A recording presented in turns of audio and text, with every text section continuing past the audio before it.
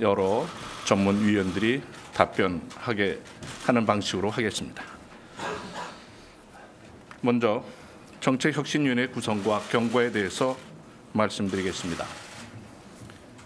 위원회는 2017년 9월 20일 관련 전문가 구인으로 출범한 이후 남북관계와 대북 통일정책 추진 과정에서 제기된 쟁점 사안들을 검토하고 개선 방안을 모색하였습니다. 위원회는 전체 회의 아래 개성금강산분과 교류지원분과 법제도분과 통일교육분과를 구성해서 분과별로 구체적이고 실질적인 검토와 논의를 진행하였습니다. 각 분과에서는 사안의 중요성 등을 고려해서 법치주의, 개성공단, 남북회담, 민간교류협력, 그리고 정보사항, 통일교육을 혁신 과제로 선정하고 집중적으로 검토하였습니다. 위원회는 민간단체, 기업인, 통일부 실무자 등과 간담회를 가지면서 다양한 방식으로 통일부 정책 혁신에 대한 의견을 청취하였습니다. 다만 지난 시기 주요 결정이 청와대에서 이루어진 경우가 있으나 그 기간에 청와대 자료가 대통령 기록물로 지정되는 등 사실관계를 확인하는 데에 일정한 한계가 있었음을 말씀드립니다. 이제 정책혁신위원회 검토 결과와 의견을 말씀드리겠습니다. 먼저 통일정책 추진과 법치주의에 대해서 말씀드립니다. 5.24 조치 및 개성공단 전면 중단 조치는 헌법, 남북관계발전법, 남북교류협력법, 행정절차법 등에 근거한 행정행위가 아니라 이른바 통치행위의 방식으로 이루어졌음을 확인했습니다. 남북관계도 법치의 예외가 될 수 없고 법을 뛰어넘는 통치행위는 바람직하지 않다고 판단하였습니다. 통일정책은 정치적 당파성에 휘둘리지 않고 국민적 합의를 바탕으로 법률에 근거하여 일관성 있게 이루어져야 할 것입니다. 이를 위해서는 통일정책의 법제화가 이루어져야 하고 통일정책 추진이 법치주의에 따라 이루어져야 하며 통일정책 추진도 법치의 예외가 될 수 없다는 당국자의 인식과 사회적 합의가 전제되어야 합니다. 이러한 기초 위에 남북관계 관련 법률들을 전반적으로 재정비하여 지난 교훈을 반영하고 미래를 대비하여야 할 것입니다. 통일정책 법제화와 법치주의 구현을 위하여 통일부 안에 법무 담당관실을 설치하고 통일정책 법제화 TF 및 법무처 실무위원회를 구성할 필요가 있다고 생각합니다. 이제 개성공단 관련해서 말씀을 드리겠습니다. 위원회는 지난 정부의 발표와는 달리 2016년 2월 10일 국가안전보장회의 상임위원회 회의 이전인 2월 8일 박근혜 대통령이 개성공단에서 철수하라는 지시를 내렸음을 확인하였습니다.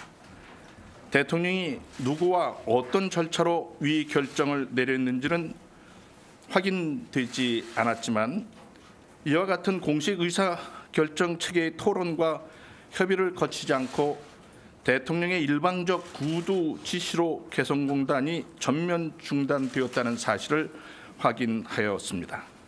2월 7일부터 2월 10일 사이에 이루어졌던 내용들을 간략하게 설명드리겠습니다. 2월 7일 북한의 장거리 미사일 발사 직후 국가안전보장회의에서 북한의 거듭된 핵 미사일 도발에 단호하게 대응해 나가기로 하는 원칙적인 논의가 있었습니다.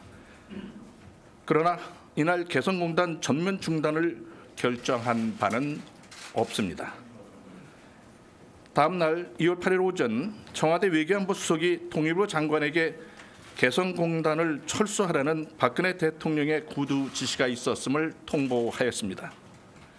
그리고 그날 오후 2월 8일 오후 안보실장이 회의를 소집해서 통일부가 마련한 철수 대책안을 기초로 사실상 세부 계획을 마련하였습니다. 그리고 이틀 뒤 2월 10일 국가안전보장회 상임위원회에서 개성공단 전면 중단을 협의하였습니다. 당시 중단의 주요 근거로 내세운 개성공단 임금 전용은 구체적인 정보나 충분한 근거, 관계기관의 협의 없이 청와대의 의견으로 삽입되었음을 확인하였습니다. 당시 근거로 참고한 문건은 주로 탈북민의 진술과 정황에 기초한 것으로 객관성과 신뢰성이 확인되지 않는 것이었습니다. 해당 문건의 앞부분에도 직접적인 증거를 확인하지 못했다고 되어 있습니다. 이는 결정의 정당성을 저해하고 향후 개성공단 재개 등의 우리의 입장을 제약하는 결과를 낳게 되었습니다. 철수 일정과 집행도 매우 급박하게 진행되어 기업의 재성권 보존 조치가 이루어지지 못하였습니다.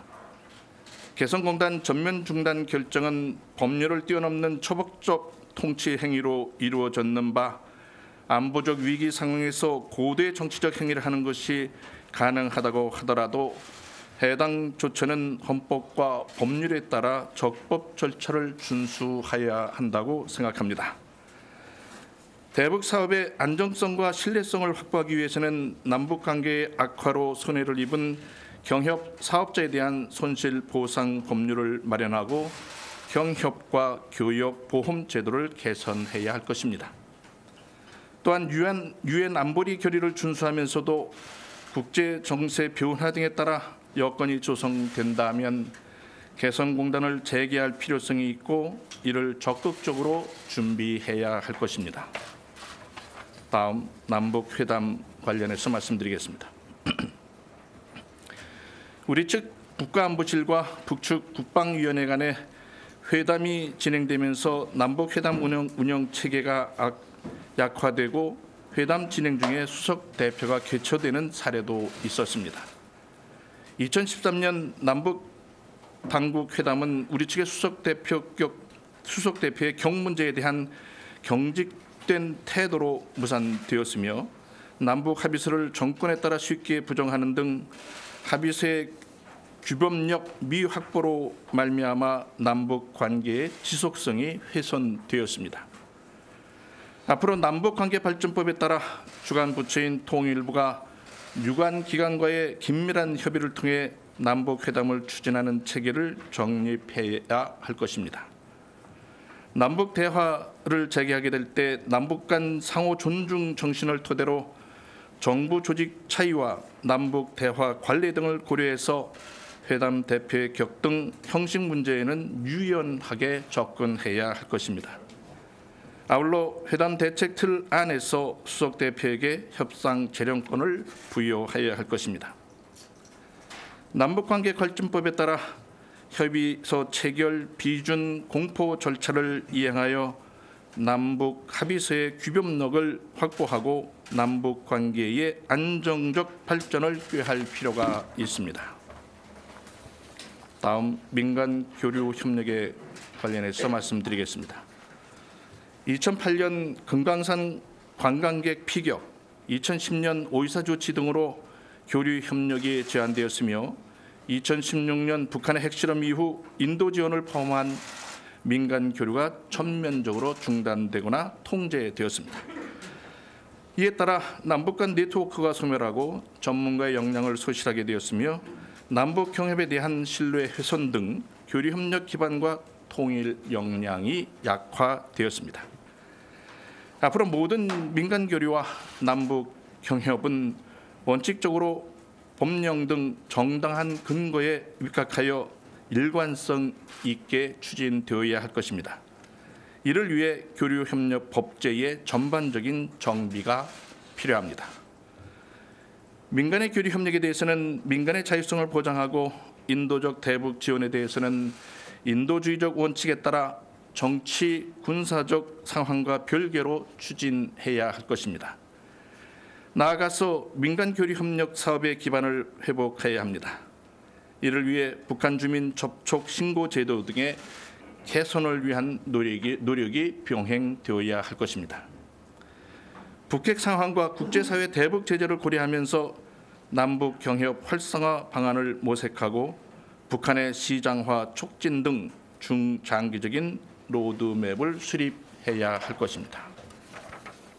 다음 정보사항 관련해서 말씀을 드리겠습니다. 통일부가 북한 해외 식당 종업원 집단 탈북과 태용호 전 북한 공사 망명을 발표한 것은 탈북 사안을 공개적으로 발표하지 않아왔던 관례와 배치되는 일이었습니다.